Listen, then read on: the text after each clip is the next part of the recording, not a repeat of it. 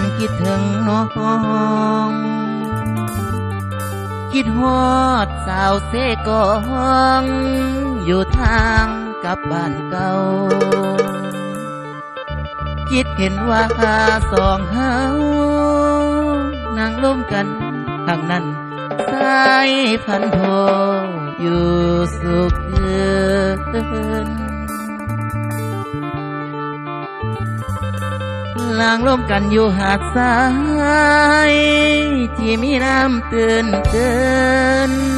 ภาษาดองลอยกายน้ำหาดทรายมันใสเย็นเปรียบลังคำสัญญาน้อง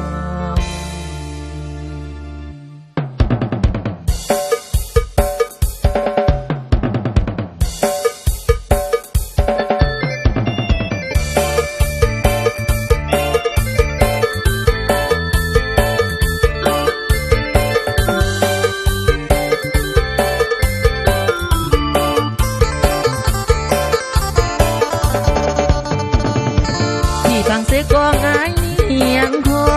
ยหัวใจเดินดอยคิดถึงแต่น้องสัญญาต้องเฮาที่ฟังเสียงกองมันยังมากวงหัวใจไอ้นี้ทุกวันให้อยู่ยังกันอะไรห่วงหาผู้สาวโซฟาคนเดิมแทนเราอยู่ทั้งเดียงจันไปพันแต่เราอยากขึ้นบ้านเฮาไปหาเจ้าผู้สาวโซเสกองในน้องผู้สาวเสกของทางกับบันเก่าเดี๋ยวนี้เขาแก้มใจผู้นั้นของขาบ่นอนอายคิดพอแก้มฟังเสกของต่อเคยสัญญาหากันมา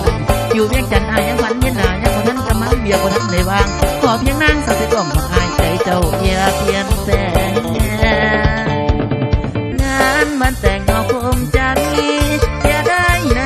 หน่อยเด้อสาวเสกของให้คิดถึงเจ้าคืนวันจนน้ำตาโนอยากมาเคียงคอความนางในงานวิวาห์งานของอ้ายยังบ่ทันสิ้นโปรดเด้ออยู่พินอย่าคิดว่าสายรอดวงสิ้นงานมือใดจะกลับมาทุ่มพวงแต่เมื่อเดือนกุมสาวสิของเก้าวันวิวาให้รอคอยสายเด้อให้รอคอยสายเด้อล่ะคำสัญญาน้องอย่าได้เปลี่ยนผู้สาวเสกของคนหักปากอายใจปั่นแฟนบ่ใส่ติดงานแล้วสาวๆอย่ามีสู้ใหม่